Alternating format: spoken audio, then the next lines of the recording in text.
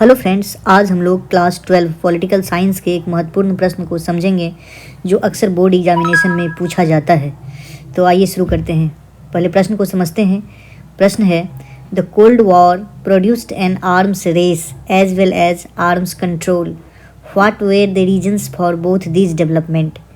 अर्थात शीत युद्ध ने, कोल्ड वॉर मीन्स शीत युद्ध ने हथियारों के प्रसार तथा हथियार नियंत्रण को बढ़ावा दिया या जन्म दिया।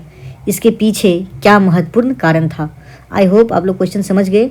कोल्ड वॉर ने हथियार प्रसार तथा हथियार नियंत्रण दोनों को बढ़ावा दिया। इसके पीछे क्या महत्वपूर्ण कारण था। तो थोड़ा सा कोल्ड वॉर को समझते हैं। शीत युद्ध जो है वह एक्चुअली शीत युद्ध हम जानते हैं, शीत युद्ध एक आइडियोलॉजिकल कॉन्फ्लिक्ट था, एक विचारधारा की संघर्ष था, विचारधारा की लड़ाई था। शीत युद्ध के दौरान अमेरिका और सोवियत यूनियन के बीच ये लड़ाई हुई थी, ये संघर्ष चला था। अमेरिका जो है वह पूंजीवाद कैपिटलिज्म को सपोर्ट करता था और सोवियत संघ जो है वह साम्यवाद अर्थात कम्युनिज्म को सपोर्ट करता था। और दोनों ही अपनी विचारधारा को, अमेरिका कैपिटलिज्म को तथा रशिया कम्युनिज्म को वैश्विक स्तर पर बढ़ावा देना चाहते थे। Both wanted to increase their ideology on a global level. शीत युद्ध के दौरान अमेरिका और यूएसएसआर ने दुनिया भर में अपने स्फेयर ऑफ इन्फ्लुएंस अर्थात प्रभाव क्षेत्र, स्फेयर ऑफ इन्फ्लुएंस, इस वर्ड को आप ध्यान में रखेंगे, स्फेयर ऑफ इन्फ्लुएंस को बढ़ाने के लिए सैन्य शक्ति में वृद्धि की। तो चलिए इसका आंसर देखते हैं इस प्रश्न का। क्यूबा फर्स्ट है, Cuba missile crisis engaged both of them superpowers in the development of nuclear weapons to influence the world। Cuba missile संकट ने अमेरिका और सोवियत यूनियन को परमाणु हथियारों के प्रसार को बढ़ावा दिया।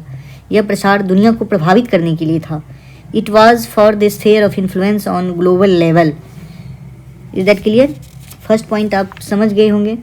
क्यूबा युद्ध के बाद अमेरिका और सोवियत संघ अर्थात सोवियत यूनियन ने न्यूक्लियर आर्म्स अर्थात परमाणु हथियारों का विस्तार किया। मतलब Cuba missile crisis accelerated nuclear arms race. Cuba missile crisis जो है वह आर्म्स रेस को एक्सिलरेट किया।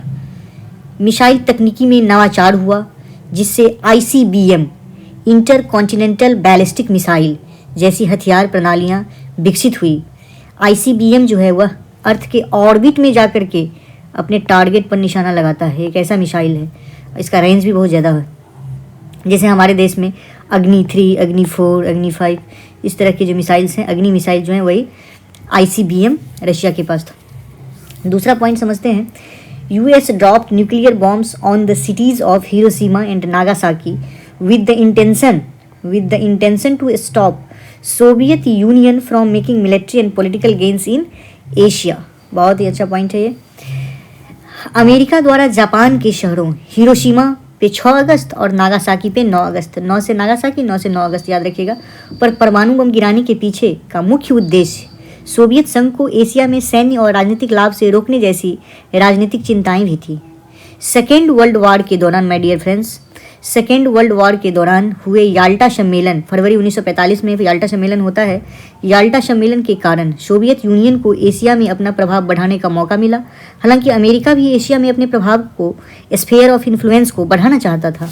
अमेरिका नहीं चाहता था कि सोवियत यूनियन जापान के कुछ हिस्सों पर कब्जा कर ले, जैसे उसने पूर्वी यूरोप और कोरिया में किया था।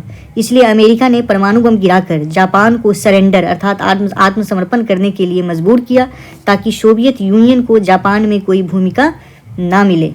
तो आई होप सेकेंड पॉइंट भी आप समझ गए। थर्ड पॉइंट को समझते हैं।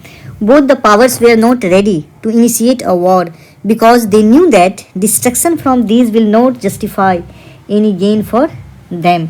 अमेरिका और सोवियत यूनियन दोनों सुपर पावर महाशक्तियां, दोनों के पास न्यूक्लियर वेपन्स था।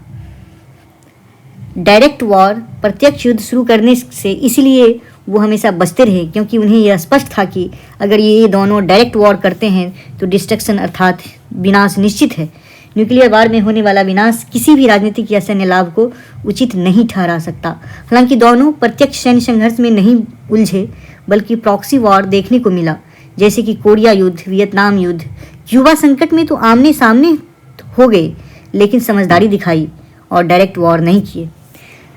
थर्ड पॉइंट भी समझ गए आप। फोर्थ पॉइंट को समझते हैं। Both the powers were to be rational and responsible being restraint and avoiding risk for of another world war to ensure human survival.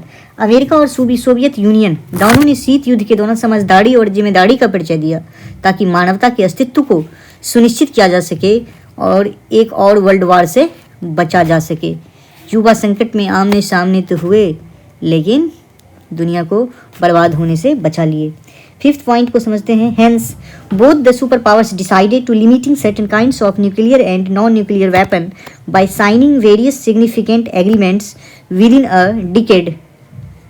अर्थात इस प्रकार दोनों महाशक्तियों ने विभिन्न महत्वपूर्ण समझौते पर हस्ताक्षर करके कुछ प्रकार के परमाणु और गैर परमाणु हथियारों को सीमित करने का निर्णय लिया, जैसे LTBT limited test ban treaty जो 1963 में हुआ था। दूसरा है NNPT nuclear non proliferation treaty जो 1968 में हुआ था।